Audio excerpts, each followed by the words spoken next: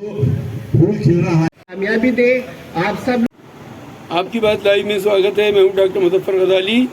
India Islamic culture centre के इंतखाबात में वाइस प्रेसिडेंट के उम्मीदवार मुदस्सिर हयात ने अपनी मीटिंग के दौरान सेंटर की तरक्की के लिए वो क्या कुछ करने वाले हैं, क्या हैं उनके मंसूबे, क्या हैं इरादे, इस बारे में तफसील से बात की। आइए सुनिए उन्हीं की ज़बानी।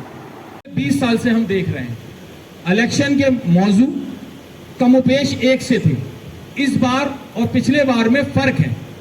लास्ट टाइम के जो कैंडिडेट जीते हुए थे वो तकरीबन हर दल में हर पांचों पैनल में बटे हुए हैं। वो एक पैनल से नहीं, हर पैनल से अलग अलग लड़ रहे हैं। मुझे किसी से कोई शिकायत नहीं है, पर वहां जो इस्लामिक सेंटर का जो पैसा बर्बाद हुआ है उसको कौन देगा, उसको बर्बाद करने वाले कौन जिम्मेदार हैं, वो लायबिलिटी किस पे लगाई जाए, वो पैसा किससे वसूल किया जाए, वो मेंबर ही पूछ सकते हैं। उनकी आवाज बनूंगा, एक एक से हिसाब लूंगा कि कैसे नुकसान किया इस्लामिक सेंटर। दूसरी बात, अभी तक जो एम्स एंड ऑब्जेक्टिव हैं, जिस वजह से हमारे बुजुर्गों ने ये कायम किया था, जिस वजह से ये इस्लामिक सेंटर बना है, इस कौम को जो डिरेल हो रही है उसे बिल्कुल मेन स्ट्रीम में शाने बशाने जो देश के बाकी दीगर कम्युनिटीज हैं उनके साथ चल सके, इसलिए बनाया था कि सोचें, फिक्र करें। जो कौम सोचती नहीं है वो कौम तरक्की नहीं करती। जिस कौम में थिंकर नहीं होते उस कौम के हालात बदलते नहीं हैं। जो हालात बदलते हैं किसी भी कौम के, तो वो जब बदलते हैं कि उसके चंद लोग आज सोच रहे हैं तो आज की जो सोचते हैं वो कामयाब नहीं होते। आज से लेकर 50 साल 100 साल का प्लान होता है।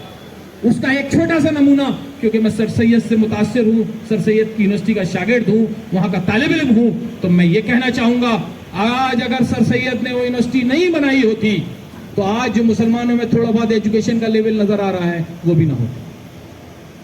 वो नुमाया काम है। इसी तरह के जो आज उस इस्लामिक सेंटर को बनाया था हमारे बुजुर्गों ने, जिसमें बहुत से नाम आएंगे। अगर मैं नाम लेना शुरू करूंगा, टाइम कम है, खाने का वक्त हो रहा है, तो उसमें बहुत बड़े बड़े नाम हैं जिन लोगों ने ये जमीन अलॉट कराई, किसी ने डोनेशन दिया, सिराज कुरैशी ने उस बिल्डिंग को कंप्लीट कराई। सबका बहुत बहुत शुक्रिया। हकीम अब्दुल हमीद साहब हों, चौधरी आरिफ साहब हों, मूसा रजा साहब हों, हिदायतुल्लाह साहब हों, दसियों नाम हैं जिन्होंने बहुत मेहनत की। लास्ट में इसको फिनिश करा साहब, सबका बहुत बहुत शुक्रिया। मैं किसी की एक की बुराई नहीं करना चाहता। मैं ये कहना चाहता हूं कि एक चीज बन गई, एक लेवल तक आ गई, अब इसको आगे कैसे बढ़ाएं, स्टेप अहेड। कामयाबी की सीढ़ी किसी भी चीज की अगर रुकी रहेगी तो वो तालाब होगा, वो पानी गंदा हो जाएगा। तरक्की वो लोग हैं, वो कौमें करती हैं जो नदी और समुद्र की तरह बिहेव करती हैं कि आगे बढ़ते रहते हैं। तो इस कौम को भी आगे बढ़ना है, सोच को बढ़ाना है, सोच को बदलना है। मेन स्ट्रीम जो यहाँ की मेजोरिटी कम्युनिटी है उसके साथ ऐसे अच्छा तालमेल कैसे हो, ये एक इंटरफेथ डायलॉग्स के लिए सेंटर बना था।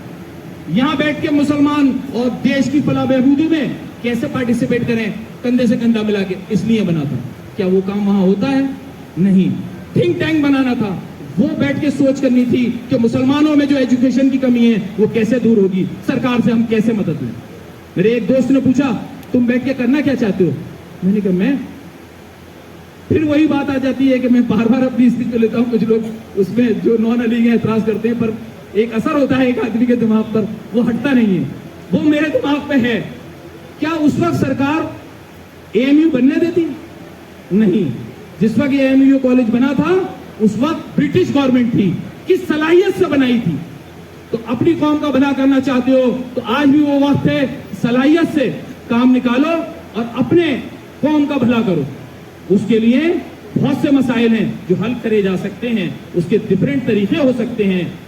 मुसलमानों को एजुकेशन में बहुत ज्यादा काम की जरूरत है। खाली नॉर्दर्न इंडिया में 20,000 स्कूलों की इमीडिएट जरूरत है।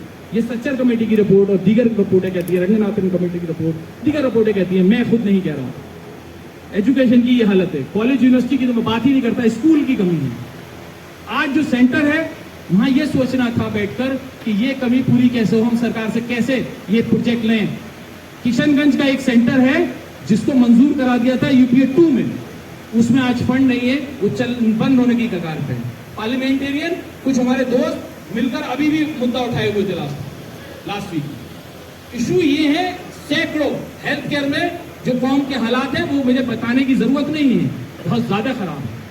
اس کو کیسے سدھارا جائے، اس جگہ بیٹھ کر الگ الگ شعبے کے ڈفرینٹ واک آف لائف سے لوگوں کو جوڑ کر یہ طے کرنا تھا کہ جس جگہ پہ یہ ملی مسائل، کہیں اگر میجورٹی کمیونٹی سے فرق ہو رہا ہے تو انٹرفیتھ ڈیولپر سے ہو، ہیلتھ کیئر میں پرابلم ہو رہی ہے تو اس کے جو ایکسپرٹ لوگ ہیں ان سے کیسے رائے لی جائے اور کیسے گورنمنٹ سے مل کر اس کو حل کیا جائے۔ اور باقی ایجوکیشن کی جو پرابلمس ہیں، 50 پرابلم ایسی ہیں جس کو گناتے گناتے ہم لوگ تھک جائیں گے، پر مسئلے حل ہو سکتے ہیں۔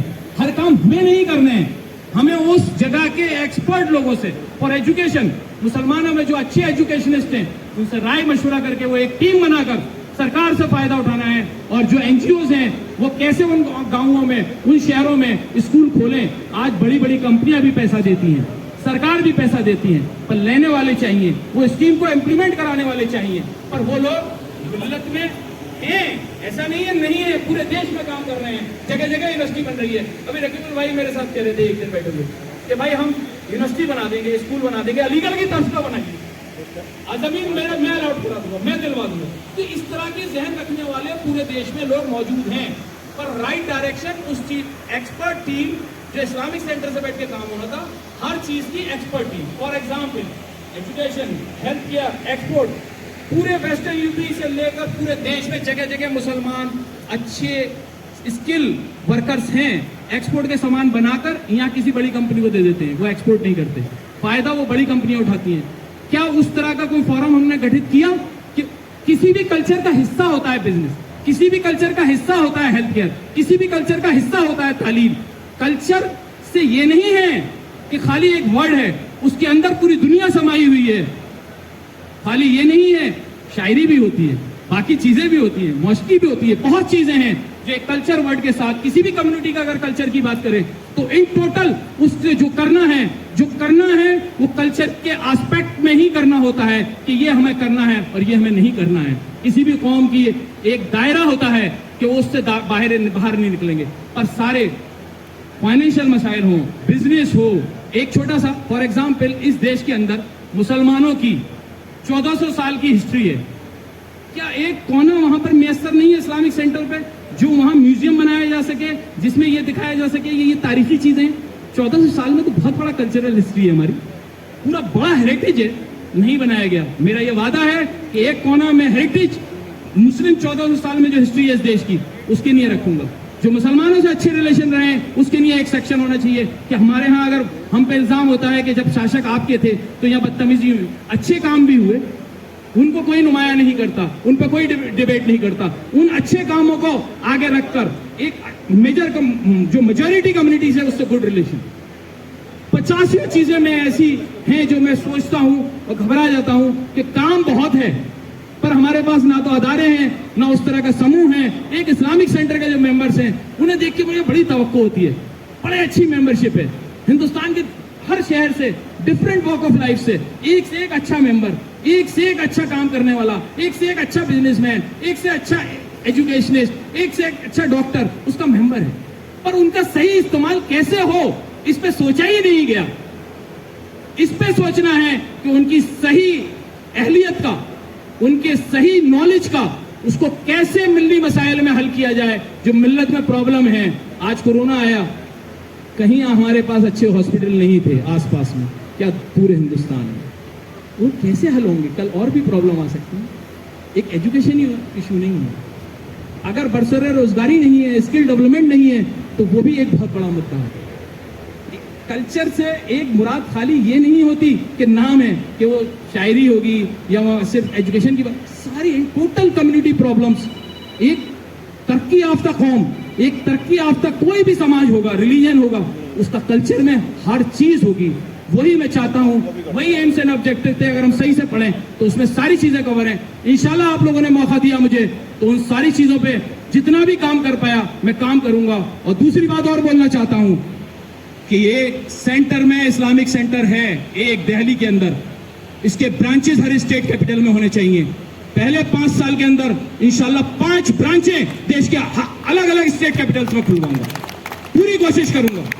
اور جو کام ممبرز، ووٹرز جو ہیں آج کے ڈیٹ میں جو اسلامک سینٹر کے، اور جو نان ووٹرز ہیں جو ملی مسائل پہ کام کرتے رہتے ہیں، سوشل سروس کرتے رہتے ہیں، این جی اوز ہیں، ان سے رائے لے کے جو اچھی رائے ہوگی اس پر بھی کام کروں گا. بہت بہت شکریہ آپ